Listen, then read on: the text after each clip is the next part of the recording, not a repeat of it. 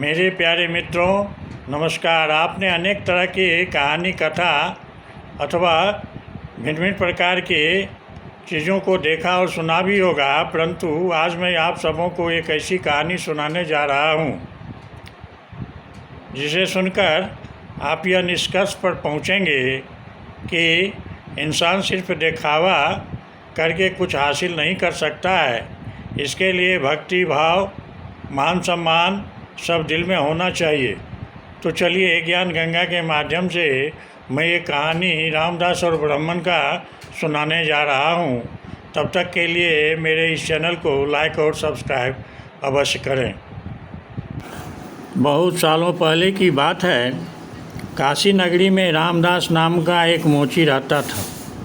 वह काफ़ी नेक दिल इंसान था। हर किसी की मदद के लिए हरदम तैयार रहता था।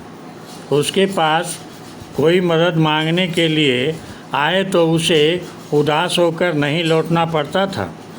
एक दिन मोची रामदास रोज़ की तरह अपना मोची का सामान लेकर अपनी दुकान में बैठा हुआ था। उसके पास एक ब्राह्मण आया और अपना जूता सिलने के लिए दिया।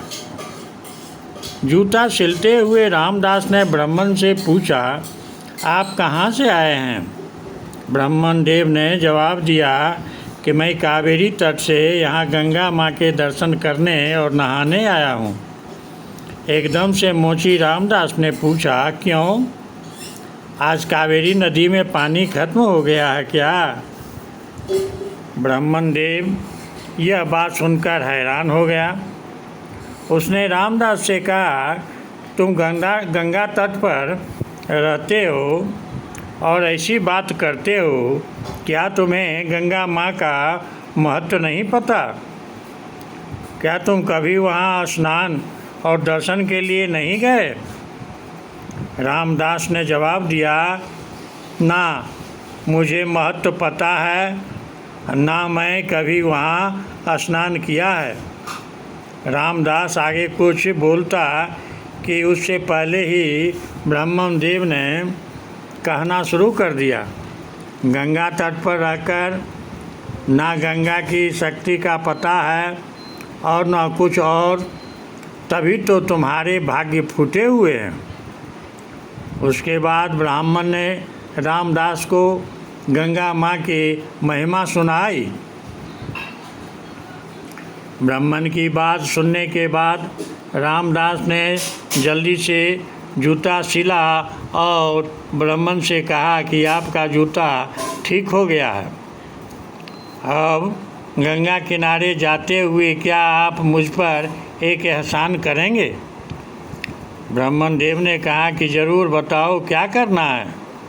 रामदास ने अपने जेब से एक साबुत सुपारी का टुकड़ा निकाला और कहा कि अब जब गंगा में स्नान करेंगे तब उन्हें यह साबुत सुपारी अर्पण कर देना। ब्राह्मण देव ने रामदास के हाथ से वह सुपारी ली और गंगा के किनारे जाने लगे।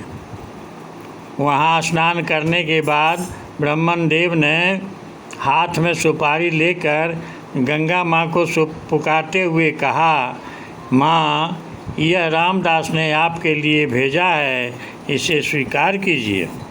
इतना कहकर ब्राह्मण देव ने उस साबुत सुपारी को गंगा में बहा दिया। थोड़ी देर में गंगा में एक हाथ बहते हुए आया और ब्राह्मण के पास रुक गया। उस हाथ में एक सोने का एक कंगन था। उसी समय एक आवाज़ आई, मेरी तरफ से यह कंगन रामदास को दे देना। गंगा माँ की तरफ से रामदास के लिए सोने का कंगन आता देख ब्राह्मण हैरान हो गया। दंग ब्राह्मण ने कंगाल को नहीं देने की मनसा से हाथ में उठा लिया। कंगन हाथ में लेते ही ब्राह्मण के मन में लालच आ गया। उसने सोचा कि मैं यह कंगन रामदास को नहीं दूंगा। आखिर रामदास को पता कि कैसे चलेगा कि माँ गंगा ने उसे कंगन देने के लिए कहा है। इस सोच के साथ ब्राह्मण आगे बढ़ने लगा। कुछ दूर जाते ही उसके मन में हुआ कि अगर मैंने यह कंगन बेचा तो पूछताछ होगी और मुझ पर चोरी का इल्ज़ाम लगेगा। मैं सीधे इस कंगन को राजा को देता हूँ, वो खुश हो जाएंगे और इनाम भी देंगे। इसी सोच के साथ ब्राह्मण सीधे राजमहल पहुँच गया। वहाँ पहुँचते ही राजा को प्रणाम करके उस ब्राह्मण ने उसे कंगन भेंट कर दिया। उस कंगन की चमक से राजा और वहाँ मौजूद दूसरे लोग दंग रह गए। राजा ने कहा, ब्राह्मण देव, यह कंगन देखकर तो लग रहा है कि मानो यह स्वर्ग लोक का है। राजा ने वह कंगन अपने पत्नी को दे दिया। पत्नी ने जैसे ही कंगन पहना वह खुश हो गई। तभी राजा ने ब्राह्मण से कहा कि यह एक कंगन है, मुझे इसका दूसरा जोड़ा भी चाहिए।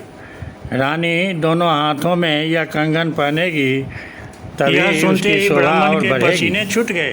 राजा ने तुरंत पूछा, क्या हुआ, आप परेशान क्यों हो गए? यह कंगन चोरी का तो नहीं है?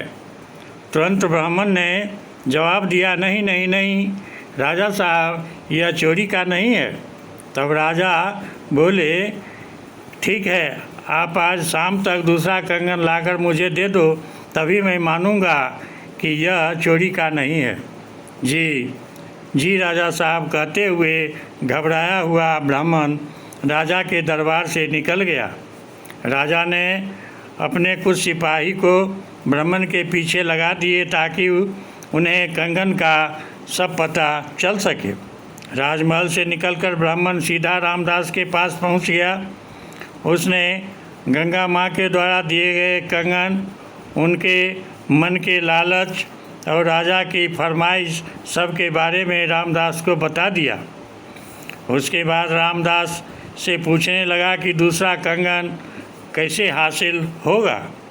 रामदास ने ब्राह्मण की सारी बातें सुनने के बाद अपनी दोनों आंखें बंद कर लीं और उसके बाद रामदास ने हाथ जोड़कर गंगा माँ से ब्राह्मण को बचाने की विनती की। 1 मिनट के बाद रामदास ने अपने सामने रखी एक बाल्टी में हाथ डाला और उससे वैसा ही कंगन निकाल लिया।